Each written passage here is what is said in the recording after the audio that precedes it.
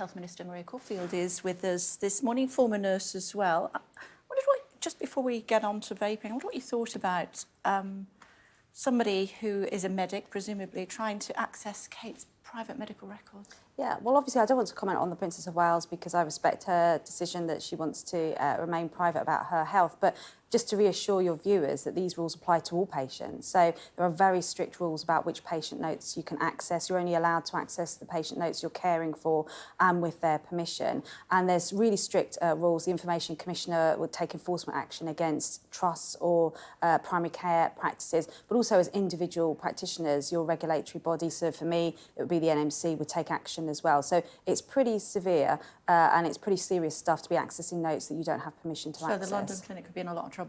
Well, also any individuals as well. And we are, as I receive yearly mandatory training and the information governance and the importance about not sharing notes because, you know, in some communities you may be looking after a neighbour, a friend, a relative. And it's really important that patients have confidence that only those people that are looking after them can see their medical notes. Yeah, so, I mean, it's absolutely outrageous, really, isn't it? Yeah, it'd be very disappointing, and I know there isn't very disappointing, is it?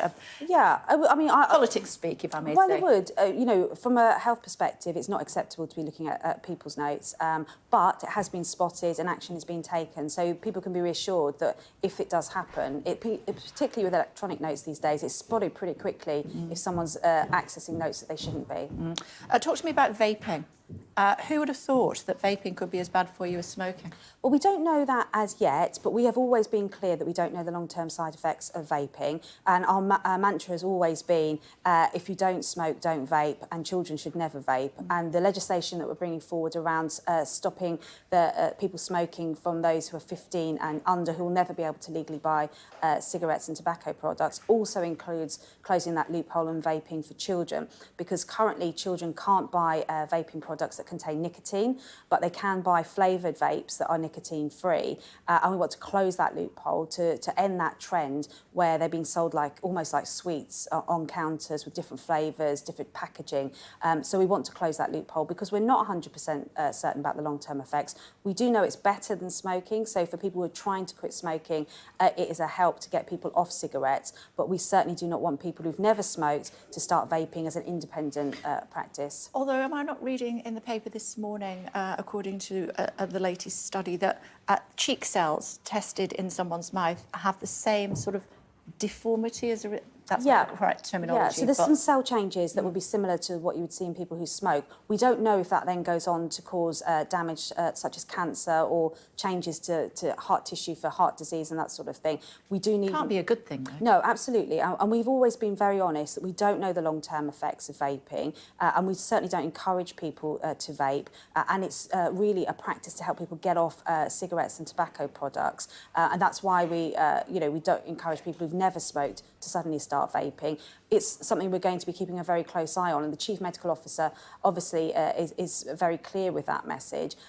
It does help people come off cigarettes, and we know that cigarettes and tobacco products, roughly about 80,000 people a year die from smoking-related illnesses, and that has to be our priority. That's why we're bringing in this legislation. So for those aged 15 and under, they will no longer be able to legally buy tobacco products, so we have a smoke-free generation coming through.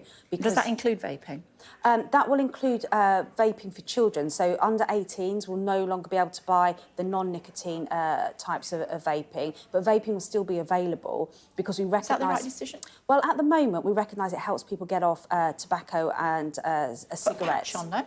You can, but we haven't seen the same dramatic shift in people stopping smoking as we have with vaping. It does have a significant impact on reducing the number of people who are smoking. That is our priority. You know, when it's taking 80,000 people a year from smoking-related deaths, that doesn't even touch the people who are ill with cigarette-related illnesses or families impacted by those people who are ill or who have died. Apparently £17 billion a year is how much smoking costs. Yeah. So there is always the narrative, oh, you don't want to stop people smoking because it brings in revenue. It does. It brings in 10 billion, but it actually costs us £17 billion a year in smoking-related impacts. So we want people to stop smoking, firstly because it will improve people's health, but secondly it does have a cost to the whole of society, whether that's inhaling other people's smoke or whether that's losing a loved one because they've smoked and it's impacted on their health. So this groundbreaking legislation, it's the single biggest intervention in public health we will ever see.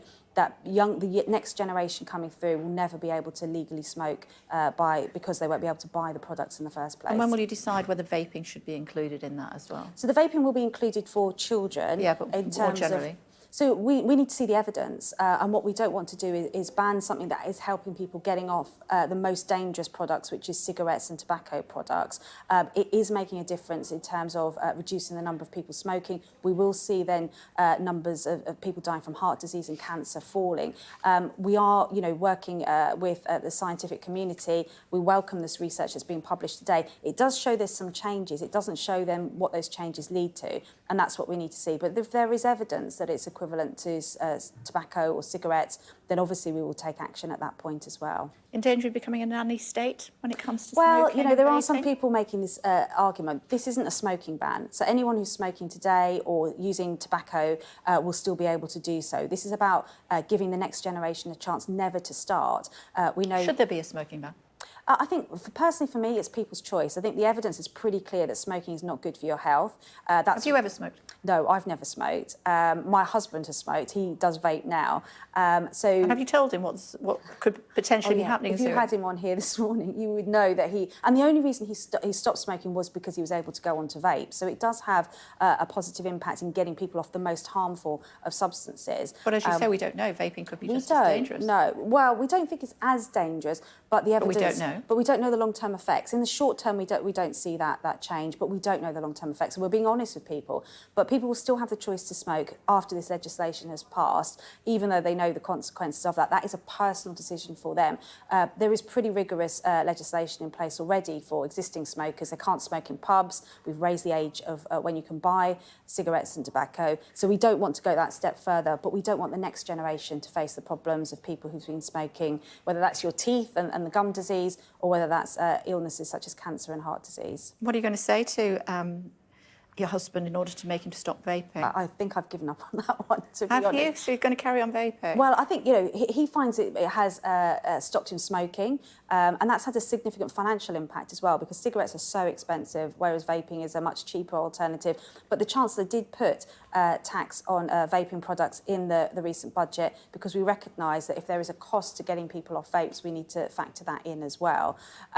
But the evidence at the moment is in the short term, vaping is safer than smoking or tobacco products. But we are very, very watchful about the long-term data, and that's a global position as well. When will you look at it again? Well, we're constantly looking at it. The Chief Medical Officer is constantly looking at the new information that's coming through. There's lots of studies being done in this space, but also at an international level as well. All countries are watching on the data on vaping. But at the moment, our mantra is still, if you don't smoke, don't vape, and children should never vape. OK, it's good to see you. He's never going to stop vaping then? Well, my husband, I can't, I can do certain things in this world, but stopping my husband vaping... You can look down that lens and tell him. Stop vaping. There you go. There you go. Thanks very much. It's good to see you. Thank you.